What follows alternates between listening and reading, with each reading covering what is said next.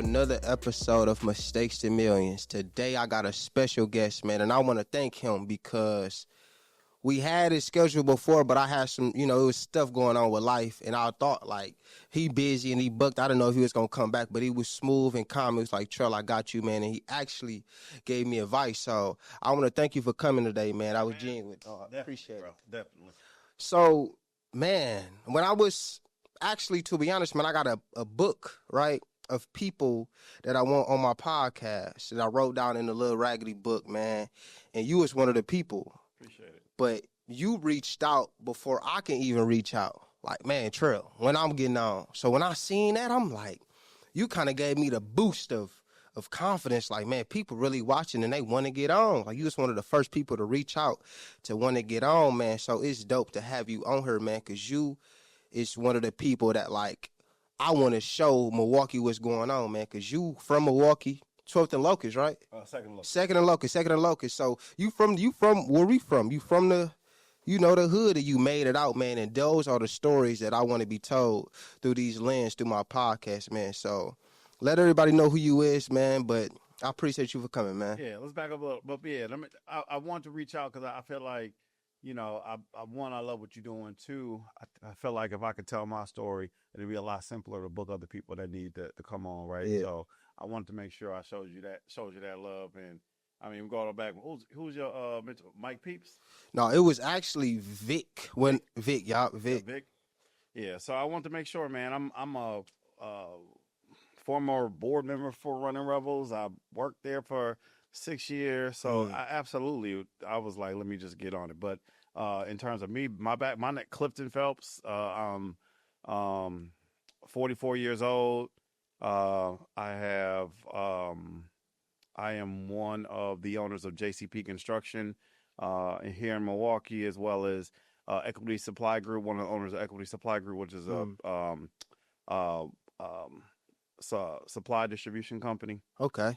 So we do a couple things, with the family businesses. So I'm here, and I'm happy that I'm back here, back in the lab with you. Okay, man, that's good. I wanna go back to where I first met you. I don't even know if you remember this. And as I think about it, I think it was you because you wear your hats to the back, right? Yep.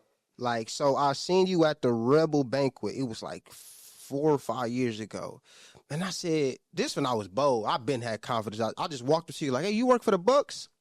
You was like, no. And we got to talk. He was like, what's your name? What you do? And I just told you who I was. I was like, I'm going to the Rebels and all of that. And you was one of the first people that, like, gave me your number. Now, this was like 5 years ago. I didn't know what to do with that back then. Right. But it was like, dang, bro, he just heard what I got going on, heard my story. And he was like, if you need anything, hit me. And I was like, wow, bro, like, that's before I got into this mindset I'm in today where people will help and people will look out. Yep. You was one of the first people to reach out and try to help, man. And I want to thank you for that because that one conversation, me being bold to just ask a question, now you sitting on this podcast with me as my beginning journey of this podcast world. So I want to thank you for that, man. I got a couple questions for you too. But let me just dive into that too. Like, yeah, absolutely. Anybody, I always give my card or get a card to the gentleman upstairs. Because I want, we had to fight a lot to get to where we were, and we didn't have a lot of people that was giving us cards and giving us advice. Yeah. So I give it out for free. I give the shirt off my back to make sure that if it helps you excel, that's who I am.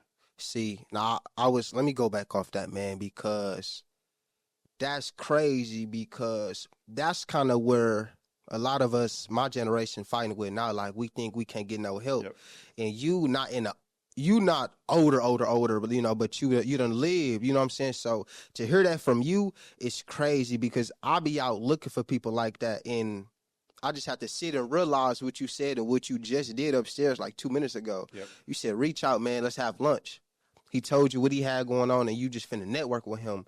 That's so important because it's young people out here that's trying to do good, but the people that's doing good, they don't want to help. Yeah. So I'm grateful that you do that, man, and we need more people like that. Like, why do you think other people don't be like that? I think for two reasons.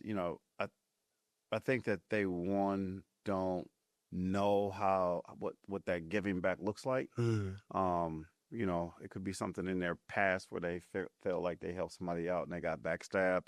But I do know that people also have a tendency to not help because they just don't know if somebody's going to take something from them or take their idea or take what they got, you know.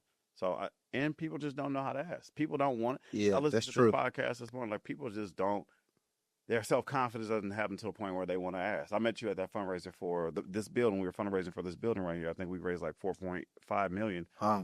I think one of the bucks was my chair on that campaign for this building. So, like, you ask, you get. Yeah, you get facts. Friendship. You text me sometimes, like, hey man, what's going on with this? I'm like, hey, just let me know. I'm you know. Yeah. So I think people have to ask. I encourage people to step up and just ask, or else you ain't never gonna know what you're gonna get. Yeah, closed mouth don't get fed. Closed mouth do not get fed. I want to ask, man, did somebody help you on your journey, or did you have to go do the work yourself? I think a lot of people helped me on the journey, right? Okay. So it's you know, it took bits and pieces, whether it's Vic or whether it's when I was younger, my two mentors were was obviously my dad and my mom, Okay. right? First and foremost, so they taught my gave me my moral compass. But you know, there's people like Faith Colos she was the editor of the Milwaukee Courier newspaper. I knew she knew everyone in town, so I knew if I called her about something, she would know which direction to push me. In terms of business wise, we kind of leaned on different people that were already in the business, and doing different businesses inside of Milwaukee to kind of get an idea of what made we actually interviewed a lot of people that failed, and like, hey, what was one thing you could tell us about Milwaukee and the landscape? So we actually learned from where the booby traps were in terms of business and growth. That's important. From both successful people as well as people that were no longer in the business because of one other reason. So some of those obstacles that they told us about were definitely right there. It's crazy. Like, that's so important to do. And a lot of people don't do that. They think they should only listen to the people that made it. But yeah, that's true. You can listen to them, but you should also listen to the person that didn't make it, so you don't do what he did. Yep. And it's crazy you did that. You said something about your father, and I learned you learned structure and hard work from your dad. How did he show you that? It was through all show, whether it was him getting up every morning at 4:30 in the morning, and I would get up like 5:30 just to have breakfast or just to eat oatmeal with him, and it'd be a silent meal. My dad was born in 1928. Okay. What that learned me, everybody in the neighborhood on 2nd Street, my dad was the only father in the house. But everybody else didn't wake up until like 10 in the summertime. We was done by chores by like 9 o'clock. So that work effort is there. My girlfriend and I'd be like, I'm surprised to see you sleep. It's 5:30. Like, wow. It's 5:30. That is pretty late to be waking up. So work ethic, I would say honesty, and I would just say just how to be a man. Everything that he installed in me in terms of doing chores and everything. It's just the core basics that you take and run with. Right. And that's the same thing I do to my kids. It's the core basics, like making sure that, they're honest people, work hard, and let them know where their downfalls are. Show them examples of people that have downfalls. So the best thing I can do, I take what I learned from my dad and I install it in my ESCs. So family, I don't know too many people, man, that grew up like that with the father and mama structure. Yeah. And I didn't like it growing up. I despised my dad growing up. Wow. Even though I learned from him, I despised him because I didn't understand he had restrictions on me. He called me either him or my mom called me from the front porch at 8 o'clock every night, yelling our name, and everybody was like, your daddy wants you, your mama wants you, but they was trying to install, what they were trying to install is to keep me safe. They knew, that phrase about the street lights, once the street lights come in the house, was a real thing in my house. My dad they would just come on that porch and yell our names. Wow. So somebody would be like, yep, your dad calling you, or your mom calling you, or your brother is looking for you. So, and then we had to come in the house and kept us safe, oops, sorry about that. And kind of kept us safe. So yeah, it was different. And as you grow up as a teenager, you hear the call and sometimes you don't want to come. You don't even I'd rather catch that L on that consequence than miss out on this, this midnight basketball that felt having fun. or just kicking it with girls out in the summertime or hanging with people you ain't had no business hanging with. So yeah, it was definitely different. Definitely observation. It wasn't until I went to school in Tuskegee, Alabama, and I started really understanding the importance of every older man I saw down there reminded me of my dad. It just reminded me, and what that invoked inside of me is like, hey, I can respect these people down here, but that means I can't respect my dad and his rules, and I can respect my neighbor's rules about helping them cut the grass and start their car when we living in our house, and I can't do the same at home. So once I got home after my freshman year, like that's when my dad until he died in 2015 really became my best friend. Wow. Yeah. You never really know what that structure is doing, but it means something. Like I didn't have my dad in my life, but now I got my grandpa, and he be on me. And I really be like, man, I ain't trying to hear that, Pops. But I know once that present gone, like when I get away to myself and I think like, dog, he actually right. Yeah. But it's crazy that you had to go to learn that experience. I want to ask about your family because you do this company with your brothers, right? Yep. Is it just y'all three or is it? It's us three. We're the only owners, only partners. Wow. I'm talking about in your family in general. Is it just, you got sisters? It's my sister. My sister runs a supply company, but the Equity Supply Group, she's the president of Equity Supply Group, but me, James, and Jalen run the day-to-days at JCP Construction. So all four of y'all got businesses? Yep. Wow, that is crazy. Yeah. So it's a crazy. lot of work, but it's some may ask why people get in this business to go crazy. But we're starting to actually see, this is our 15th or this is our 16th year right here. So we're starting to see the benefits of all the hard work we put in finally. So and it took 15? No, it took about a good 8 for us to finally be like, okay, we're getting here. So how was your image? Yeah. And there's a balance sheet or balance. there's an image, and then there's a balance sheet or balance statement that you have to look at every single month of where your net worth is at on your sheet. So we just started really just getting comfortable. And what happens when you get comfortable in your business, just like your first podcast or your fourth one, you're probably a lot more relaxed and hone your craft. So we're starting to kind of hone our craft a little bit. Okay, I understand. And you had to invest a lot into the business. So we're starting to kind of see the benefits of just of the hard work and sweat and tears we all put inside of it. Sweat and tears, entrepreneurship. I want to talk about, I did my research. The first assignment you had was beam replacement for condos. So you started with that. Yep. How did you get your first job? Met Carla Cross, one of the people we reached out to talk to. Was still a good friend and ally of the organization to this day. Carla, she actually helped me because I used to reconcile our books. She actually helped me learn how to reconcile a monthly statement. Wow.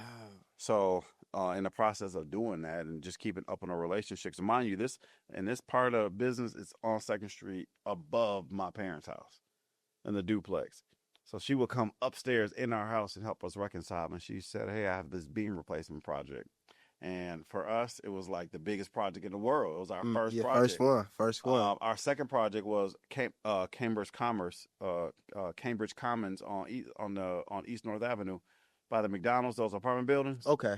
So we did we installed the cabinet bottoms, and that contract was like $40,000, and we thought we made it.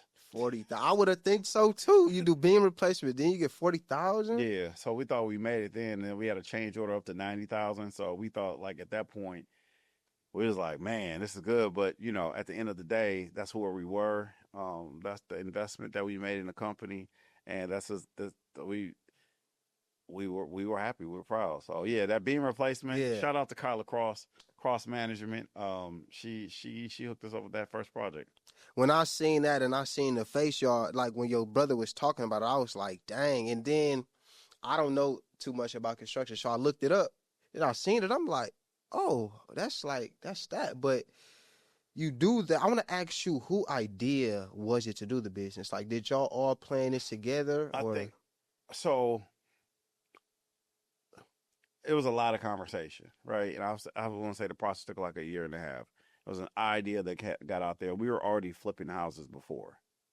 Okay. So we knew the market was going down, and we wanted to figure out how to get into construction market or the commercial market. James and myself, James went into the acre program at Marquette. I went to the program next, so we had a better idea of what that looked like.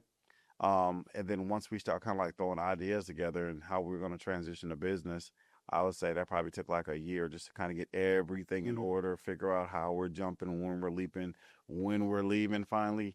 And I was working at the Rebels back then, so I just at that time I told Vic like, hey, the date's gonna be January 31st, or December 31st. And when we got back from that Christmas break, that's what we were, JCP Construction with the wackest logo in the world. This is a refined logo. Okay. Oh, I got to see the other one. It was like, it was whack. It was But you started off, man, and that's good because you sat and grown. You said you in your 16th year, man. Yeah. I wanted to ask, as I'm doing the research and stuff like that, I'm seeing the different things you made. Like, I sent you a picture. I was at the Milwaukee Day Fair, and I seen your logo next to the Pfizer Forum. Oh, yeah. Yep. So you building the hotels and stuff over there too? Yeah. Knock on wood for the hotel that's popping up next year. There's an RFP that's going out for that next year, but I think we got a good advantage. We interviewed in 2015 for, what's it, 15? Maybe 14 for the Bucks Arena that we did with Mortensen. And then networking. We ran into the owner of Frank, or one of the principals at Frank's Production, which is Live Nation now. Golfing, and we went out golfing with him. Okay. Once we started kind of getting a close relationship with him, he was like, "Hey, man, look, let me know what you need. Of course, we're gonna." For sure. Okay. Yeah. Okay. So that's a great project. That is a great project there that we're doing. We're also, this summer, we're doing 41 MPS schools. We're getting rid of the lead in the schools. Oh, wow. So it's a very hot. Oh, we got close crazy. to this summer. We got close to 600. We got close to 65 new employees out in the field, and we got up to 600 subcontractors. 600 for this project. Is a very high paced project. So hopefully it'll pay us dividends. We just finished up with the structure. The parking structure at Northwestern Mutual. We did the parking structure footings and parking structure at the Milwaukee Public Museum, and then we're doing the interior. Cliff. And then what else are we? I'm missing something that's on. I can't think off the top of my head, but how do you deal with all of that? And you said the Northwestern Mutual. I heard that was one of the biggest contractor deals, things in Milwaukee in decades. Yeah, I mean, well. Yes, Northwestern Mutual did their first $1 billion tower and turned around and did another $600 million tower. And your fingerprints on there. Yeah, for the first tower, we did when you walk in the Northwestern Mutual building, we did every single piece of woodwork in that entire building. So that was like our biggest job at the time, and we knocked it out the park. It wasn't profitable, but we knocked it out the park. But we called it our biggest advertising. Yeah, that's what it is at that point. That's what it is. And I've seen you also leave your mark when you do your construction too. Yep. Why is that so important to you to do that? I think it's important for us so that we can. So there's, when you say leave a mark, you're talking about the stamp on the ground. The stamp. Yeah, the stamps are important just because so I'll give you an example. My son went to the STEM program over there at the MSOE soccer stadium. Okay. Downstairs, they got a We Energy sponsored STEM lab. We actually did so the kids from Golda walked down. So we actually did the parking structure underneath the soccer field. Okay. Years ago. But we did the sidewalks, so we had JCP stamp. So I was able to show Bryson's class about the JCP stamp. Like, look, there go our stamp right there. And he know his dad. But, yeah, he hate me talking about the company. He like, JCP this, JCP that. So. But he don't understand yet, man. That's incredible. Like, your brand is everywhere. Like, you can say you helped build the Pfizer Forum. When I seen that video, your brother was like, them stairs, that's JCP. Yep. Got to know that you did that, yep. And you from Milwaukee, helped build one of the biggest things here. Yep. That's incredible, man. And we need to. This is why I'm happy I'm doing this podcast, man, so people can know. Like, what goes on in Milwaukee. It's crazy here, but it's also a lot of good, man. You just got to put the good over the bad, man. Like, the stuff you doing, you built this with your family. Yep. Like, your sister even got a business too. Like, that don't happen all the time. It's really only one rich person out the family. You took your whole family with you. Yeah, I think we took ourselves. You know what I mean? Okay. I think it was by effort. I can't say that one person was the big mastermind behind it, but I think, again, if I go back to my dad and just in terms of my dad worked almost 40 years. He retired in 1988. He worked almost 30 years at this plant, American Motors, and only called in sick 4 times.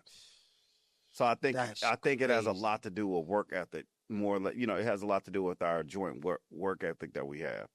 And he was a staple. Like that man was tough as nails, for someone that was born in 1928, he did a good job of just basically putting his head down and punching through. And he knew that his hard work would result in he knew that the hard work that he did, that he put us through, will result into something. He put us in the best schools. Right. Even when we went to Tech for high school, he was just letting us know, like, hey, man, electrician make this amount of money. But he just was just put it down. I was the first man or boy. I was the first kid in my family. I should say my sister went to school before me, but I was the first boy in my family to go to college. So it was like a lot of different things that he put for that man. He has all the respect in my world in terms of what he was doing. I did not see it back then, right? But I understand it now. You never, and it's crazy that you didn't see it then, but you appreciate it now, and now you can know what to help your son with because you had that example. That's so blessed to have, man, to just see somebody working hard every day, getting up every day, sacrificing, and just giving his time. And the best thing you did was, you didn't follow right after your dad. You took what he gave you and ran with it. He worked for 30 years, but you building on your own stuff about 16 already, but you took the work ethic. That's why you getting these contracts and can put this stamp on the Bucks or working on the Bucks hotels and all of that. Like, he gave you the blueprint and you followed it. He gave the blueprint, and it's funny because I used to mess with my son. His name's Bryson. He's 12, about to be 13. See, but he had a growth spurt this last year, so he popped up 6 inches. Dang. And so he'd be hitting me with the shoulder to shoulder, which is kind of funny. But I get up pretty early. Sometimes especially on the weekend, I got to be up. I feel like by 8 o'clock, if I can get this. It's so much you can do before the time of 5 or 6 a.m. Let's say go 6 baseline, 6 to 10. That's 4 hours. That's a half work day, Wow. But one day, I came in late, so I was sleeping a little longer. So he nudged me while I was in the bed. He was like, "Hey, what you doing sleep?" Why you in the bed? Yeah. Which is so funny because it's like I mess with him about that all the time. I'm like, get up. Yeah. It's time. Yeah. You know what it do. Yeah. So it was kind of funny to watch him. And the reason I brought that up is because I was just thinking in my mind, I was like, I just wonder now what habits I'm teaching him that he can use to push through. He see it. Yeah. He see just it. Wondering, I'm always wondering, we always wonder with our kids, how hopeful we are to push them through to the next level. And the words that you say matter to them, and the love that you give them matters to them. So I'm kind of always kind of interested to kind of figure out what my influence will be, or what my influence will motivate him through life. I would tell you, just off my experience, just seeing is believing. That's what our generation is. We influenced by what we see. So your son is seeing you work every day like your dad. But the difference between your dad and you rocking your brand. You can go point at it look, your dad showed you work ethic. Yeah. You showing your son entrepreneurship, hard work, dedication, drive, steady, keep going. And it's that's one of the best things you can see. I pray the Lord I wish I could have seen that. But what I'm helping my people with, my generation, is I'm putting it through a camera lens so we can hear these stories and Absolutely. They can get some motivation. And they can get motivation in terms of how that's all I'm kind trying of to move forward. I think that what you're doing, to me, what I think is powerful is because you are connecting generations, right? Whether it's the generation after you or after you that's watching these podcasts. I'm slightly above your generation, so it's connecting our generation. So you really, and then even we talking to Vic, you connecting sometimes 4 generations all through video. Wow. And it's all really through a skill set that tells stories. Yeah. You know, we don't have to wait on you read books, history through books. Like we can read history life. through while we driving now, you know, and listening to it. So it's like it's setting us up for a area. Hopefully, we'll down the line for that we'll have no excuses in terms of how to get that knowledge and tell those stories of how we got here. I think it's amazing, to be honest with you. I appreciate that, man. What we doing is like we giving a blueprint because somebody, my cousin, actually, he was supposed to come, man. Shout out Derek.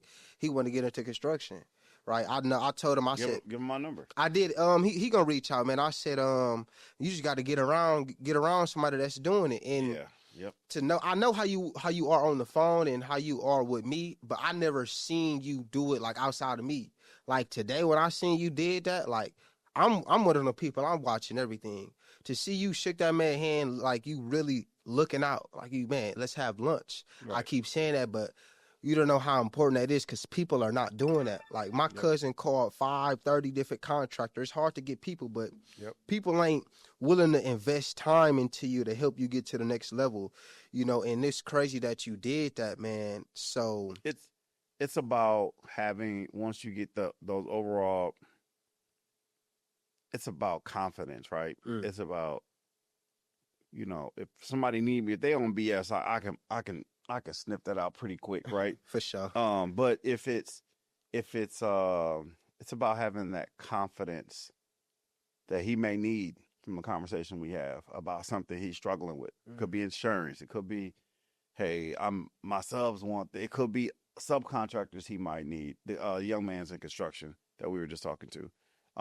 So whatever I can use as a resource, that won't shred my reputation, until I grow a good relationship with somebody, like I'm there for them. Like, oh, talk to this person. That's good. When you see, that don't look right.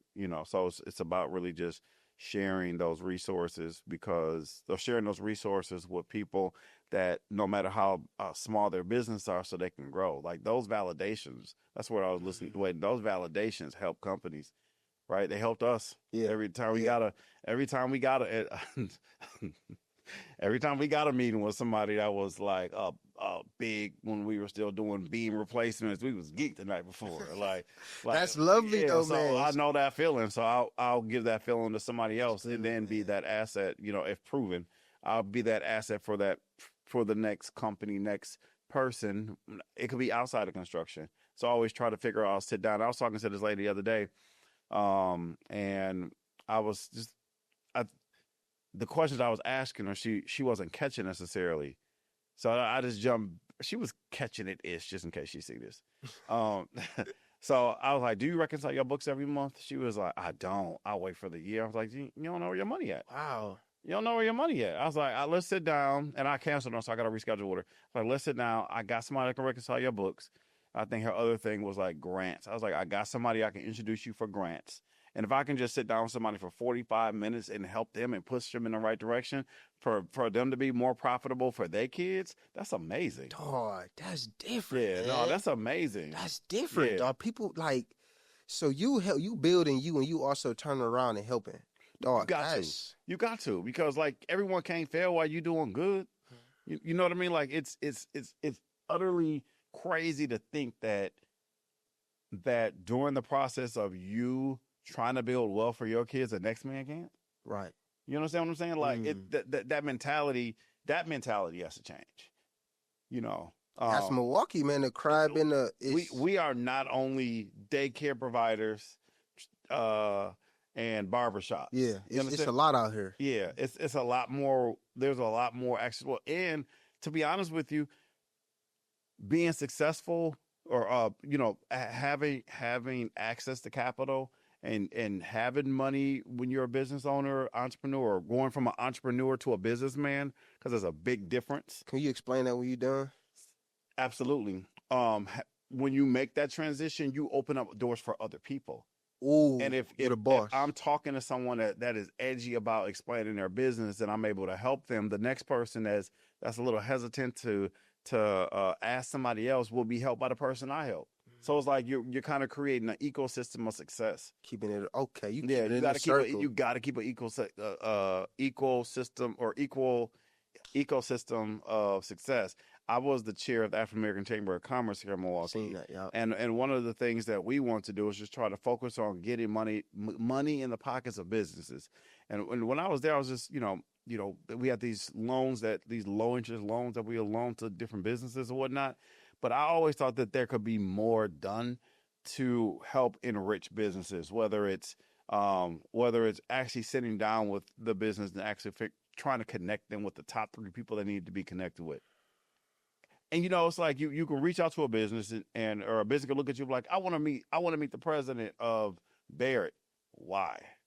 Like, how is that going to help you? I think you need to go talk to the Mon Chamber. They got low interest loans at 50%.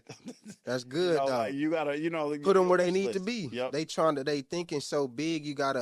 We need people like that. And it sounds like what I'm realizing. I talked to Simeon when I was in Dallas, Texas. Yeah, shout out to Simeon. Yeah, that's my guy. Shout out to Sim. I want to get him on here too. But he do consulting too. Like, do everybody do that? Like. You mean like in terms of free consulting, right? Yeah. Or you talking about helping businesses? Yeah. Why not? Like, why would you sit there at night and try to figure out how a business works when 1,000 people have done this business before? When 1,000 people have figured out this problem before. Jay-Z had this one quote, and I didn't realize what it was when I was, my 20-year-old. I think he said, "Impossible takes a week." Yeah, impossible takes a week. No, it wasn't. What was the quote? Difficult takes a day, impossible takes a week, right? So what that means, let me break down what that means. That means that things that were very difficult for JCP Construction in 2012, and we deemed as almost impossible, we know from our 2025 brain that we can probably knock it out in an hour. That you thought was difficult. That we thought was difficult or impossible. Wow. Right? Yeah. Okay. Difficult takes a day, impossible takes a week. So it's like, damn, how do we do this? MPS job, right? Take that for example.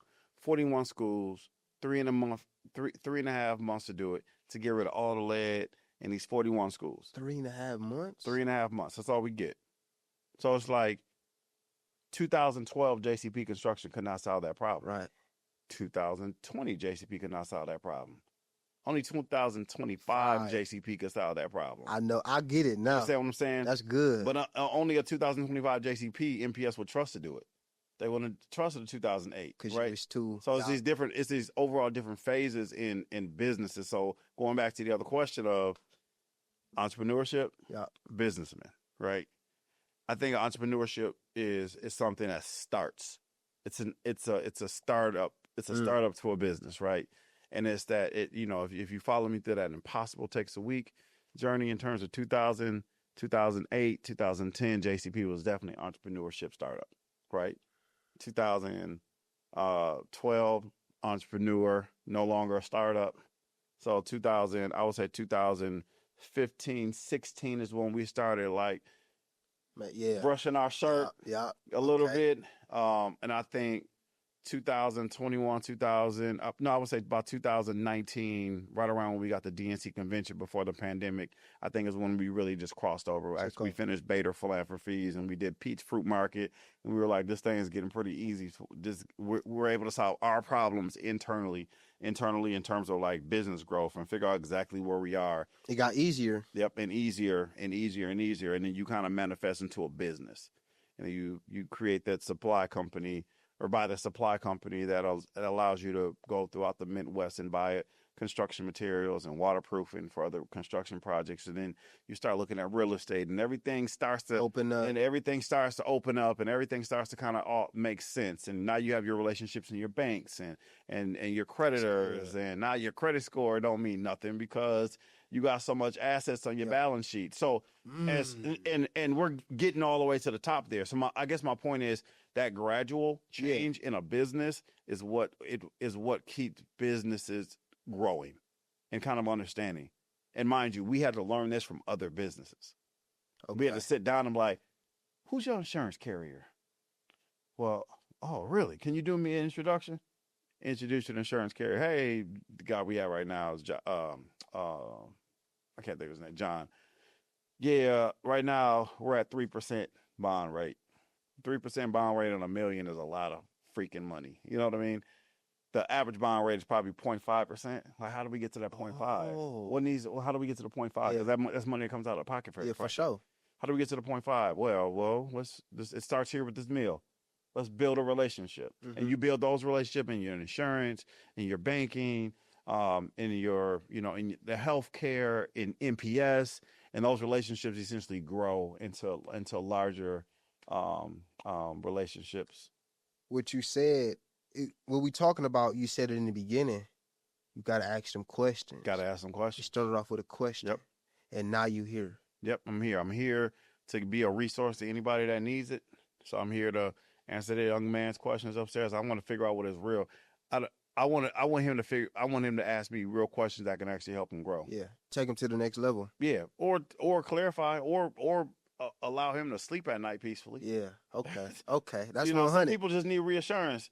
You headed in the right direction. How does that make you feel when people say, "Bro, I like what you're doing"? Oh, it feel real good. Yeah, that feel real good. Some people just need that. And you don't know how important that be, man. When I hit, because I be going through stuff. My first one, man, I didn't even want to do it, man. I had a girl, man. Listen, my baby, listen. Well, she used to be like, "Trill, when is you gonna post?" I had it. It was sitting, Cliff, for a minute in the computer. She like, "When is you gonna post it? Why you ain't post your episode?" She was on me. Like, you need that reinsurance, man, to really do it, because it's not hard doing this. It's not hard doing what you doing. And that goes to my next question, like, what is some of the hardships you had starting this, and how did you overcome them? I think the hardship we have is the most for every black business, like I've been saying: access to capital, access to people, and access to knowledge. Like, to sit in a room and not be able to solve a problem because you don't know who to call is the most crippling thought in the world. And I just thought of, it's like, man, how does and you look at your two partners and you're like, man, how do we figure this out? And I don't know. And it's like, that's the worst feeling in the world. The other hardship are, employees, having the right employees, and you got to pay them right. You got to pay them when you get in a position to perform. I think we had this idea as a company that we were going to create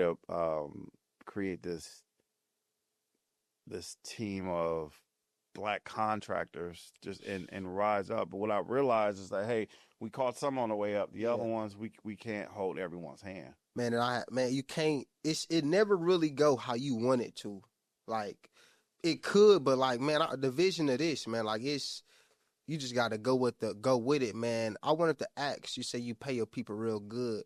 Are you hiring young people to, like, join the team and stuff like that, or is your staff older?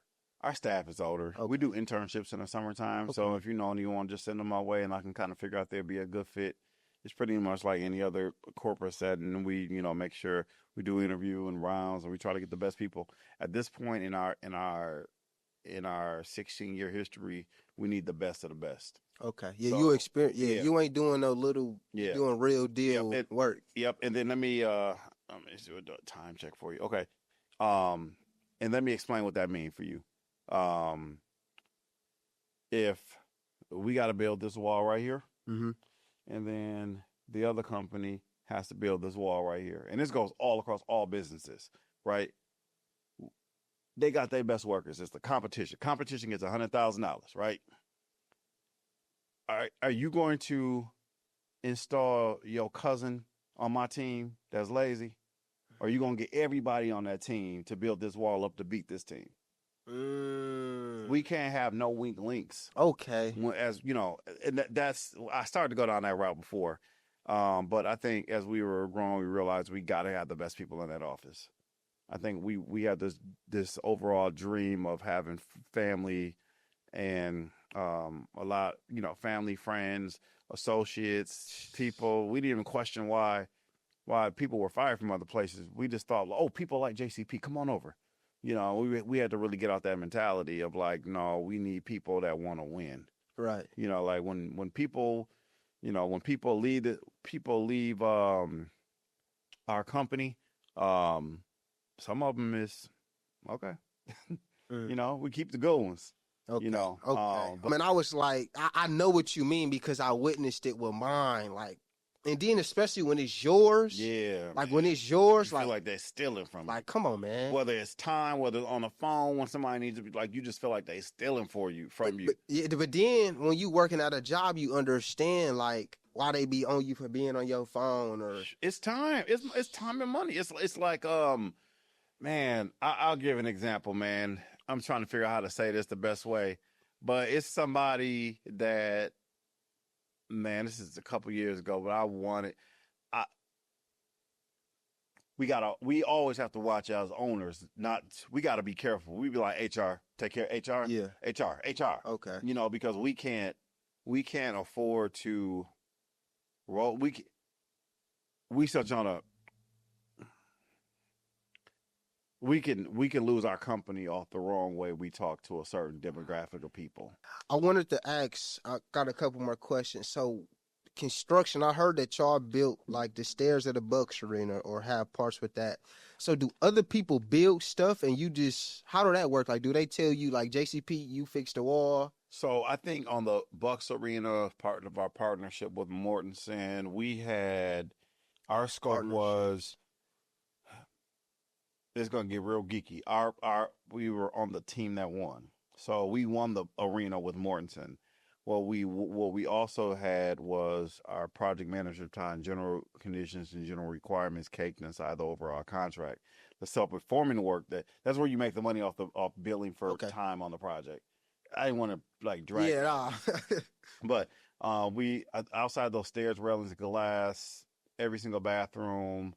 The floor underneath before the Bucks floor goes on, the concrete outside, those bollards that are right on those straight bollards, those black things we had to line those up perfectly, and I'm missing another scope, but I can't think of it off the top of my head. So we had a lot of different scopes inside all the kitchen equipment. So we had a lot of different scopes inside that arena. But the way that we go after scopes is, you know, for projects, whether they're big or small, is we try to keep our guys going. We try to self-perform as much as possible. Okay. So if it's in our scope, like we don't do plumbing, we don't do electric. All we do is concrete and carpentry. See, that's what I want. So I didn't know that it was different. I'm thinking construction is like you built the whole thing. Nope. So you dominated an area in construction. Yeah, we dominated an area in construction. So So let's say this is my project here, this room right here, right? We would build this. This is the carpentry product. Okay. We would do the ceiling, the drop ceiling. An electrician, not JCP, would do the lights. A brick mason would do that wall. We will install that door. A painter would paint. And we're managing the project. So we have a schedule saying, electrician, get here. Mason, get here. And then we have a fee on top of it. So they pay you to do all of that. Yeah, we're the one. When you come to us in JCP, when you come to JCP, the goal is for us to turn a turnkey product over to you. Wow. So we get these plans. We're like, picture a house, regular house, right? You meet with me, we do a handshake, and you're like, all right, this is my dream house. I want to build right. Now, it may be a house, it may be a tenant improvement, it may be a restaurant. Regardless, you want this product turned around, and you want us to give you a key at the end of it and be like, this is done. That's who JCP is. Wow. You give us your vision, we read your plans, we price you out, and then we turn over everything. I ain't gonna lie, Cliff. That was cold. Yeah. The way you just worded that and put that together, that was cold. So that's crazy. So you do all of that. So so the relationship part you got, right? You know an electrician. Yeah. We got them. We got hundreds of tradesmen on our list. Oh, okay. Yeah, so we reach out, and you know, we projects going on. We mostly do unions, so it's not hard to find union contractors because they pay their workers. Plug for the unions. Okay. No, man, that's dope though. I just learned a lot about construction, man, and hopefully the people that's watching this can get a lot. Every time I end the episode, man, I ask two questions, right? One, what do you think is next for Milwaukee? As we got this spotlight, and I ain't even looking at the negative, all positive. What do you think is next for Milwaukee? Positive-wise? Positive-wise. I think a couple things. I think that currently we're seeing a strong growth of entrepreneurs and converting over to business to strong businesses. I think that's positive. Like if we go back, if we go back and look at the different type of business that were here maybe 20 years ago, very scarce. You see people podcasts, you see people, organizations like the Running Rebel, the just people being having pop-up shops and having all these different things going. It's a beautiful thing because the more people that even the gentleman I just talked to, even the gentleman behind the TV, the monitors over there, like these are all things that people do and are able to, get monetary reward for them, right? So, and when you look at Milwaukee in terms of growing, I think obviously there's always the struggles. Yesterday was a blow, obviously, or last night was a blow, obviously. But when we look at like the struggles, the best thing that I can think about in Milwaukee is just like how intuitive and the generations under me are. Right, it's a gift and a curse. Right, sometimes off of social 100%. Media. The other point, on the other side, there's some promises out there, some diamonds in the rough that including yourself, Trell, that are ready to kind of take off here in Milwaukee, and that allows me to, I ain't gonna say I lose sleep over it, but that allows me to have hope at least for my son, who's 13 years old or about to be 13 years old, and my other daughter 6, and my other son is 21, and my other 2 daughters, it's 5 kids total. Okay. So it seems like there's some sort of hope. What also the third thing I see that's positive, I see kids being in their kids' lives, right? We if you talk to anybody that was born in the 80s or 70s, man, and I know there's different issues in communities right now with popping pills and everything, but man, the crack 80s really wiped out a lot of people. I had to really, and going back to my dad yelling at me on the porch or from the porch, I really got to be lucky that I saw the devastation of it and had to deal with the devastation and fighting all the time and doing all the stuff in the neighborhood, but directly at home, it didn't hit you. It didn't hit me, and it really hit a lot of people, especially people that were born in the 80s and 90s and was having kids in the 90s and 1996 and going into foster care, being abused and everything. So wow. I know there are different challenges now, but I'm happy that now young men are working to be in part of their kids' life, right? It's not like it was bad in the 90s. Deadbeat dads, like you could literally just say, I ain't taking care of no kid and not have to be me held accountable. There was no Facebook to shame you. There was no Instagram. Yeah, there was no accountability. Was no accountability out there. So that makes me proud. I didn't make to make that a too long of a point, but that makes me real proud that people are taking care of their kids. It's important. Obviously, that was our root. Outside. Shout out to my mom. I forgot to mention my mom. Shout out my dukes, man. Shout out Lynette. Shout out Lynette. So with that being said, those are the 3 things that I'm hopeful for in the city of Milwaukee. Just looking at the positive. Okay, man. I appreciate that. That's free game, man. I meant to tell you this, and I know we got to wrap up. So, so I worked at Burger King in college. I went to Tuskegee University. I worked at Burger King. Yeah. And I was a manager at Burger King. And I moved up manager quickly because once I jumped into, that's another reason why I realized like my work ethic was crazy, because I was hired on as an employee, but I feel like everybody was lazy. It's another, so I went in, I was covering every single thing at Burger King. And so I worked my way up to, I think they couldn't give me a manager, but I was like assistant shift man, whatever it was. Yeah. But I came in there, man, I had that shift going, like I had every shift. Because we did a lot of tours at Tuskegee University. That's where I went, TU. And so there was a lot of tours. So that would be like the Burger King. Didn't have the McDonald's and Burger King's all the time I had. Yeah. So like the bus loads of kids that come on spring break and everything would pop off. So it was a fast moving prop. So I remember calling home and telling my dad, I was like, Dad, I said, I'm so good at Burger King. He said, you work at Burger King? I remember just hearing this. I was like, no, that is a good story. He said, I'm just telling you, I was like, I was able to handle like 120 people, and I was doing everything. I was moving around, and I got promoted and everything. And then he was like, I remember him saying, So you went all the way down there to go work at Burger King. I'm like, I'm trying to give you props here, pops. Man, that's crazy, I though. don't want to say that in terms of just work ethic needs to be there. I want to, so I usually ask people, I want to ask too, because the importance of your dad, man, and fathers being in life. I want to ask you, one, tell me the best thing your dad taught you in not work ethic, but something else he taught you. Oh. And it stuck with you. And then I want you to leave a quote for the people. All right. So anyone who know me know this. My dad left me with the curse of cheapness. Cheapness. And when I say cheapness, I mean like I count every single penny. Oh, that's how you gonna last long. Yeah, I count every single penny. So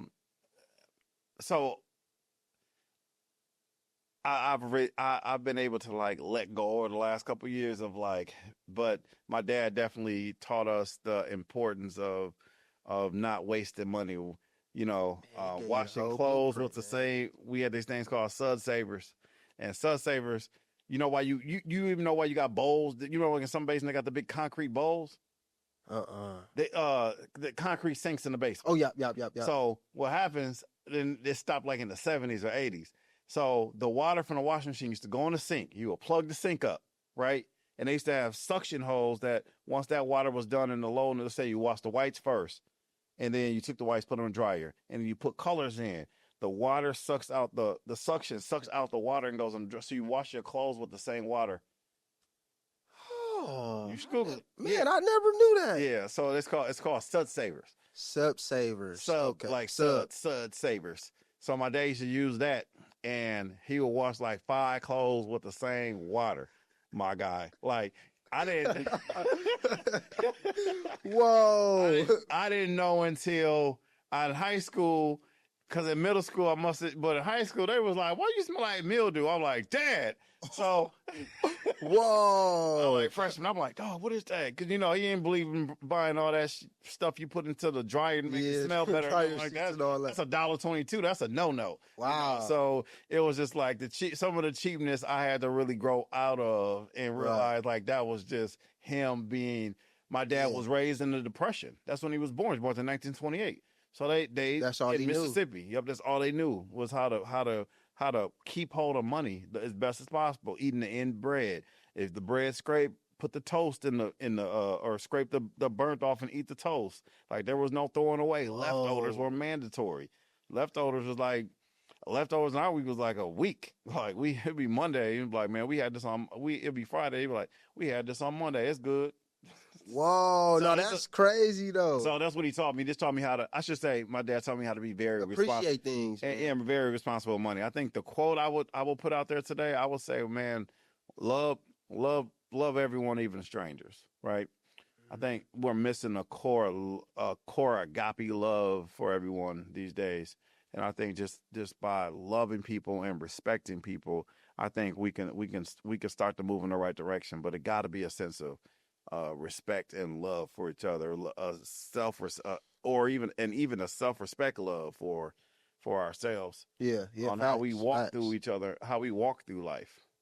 And you really live through that, like seeing how you move and how you do today. Like that's crazy. That's your quote because you really live through that, man. Yep. I want to thank you for coming today, man. I learned a lot about construction, man. I got one of the Milwaukee goats. You probably don't want to, I could tell the way Vic was talking today. You don't like but you really one of them, Cliff. I like to float under the radar. Yeah, but you one of them, man. You were part of something great, man. The company you doing is good, man. I'm grateful to be able to speak to you, man. Thank you for coming again, man. And if you need construction done, if you need anything fixed, you hear his work ethic, man. So he gonna get you together, man. Holler at Cliff, man. Let him know what you need, and he gonna take care of y'all, man. Y'all be blessed and be safe. But before I leave, Milwaukee did lose a great yesterday. Absolutely. I just wanted to have a moment of silence for OG Tweezy, if I could, man.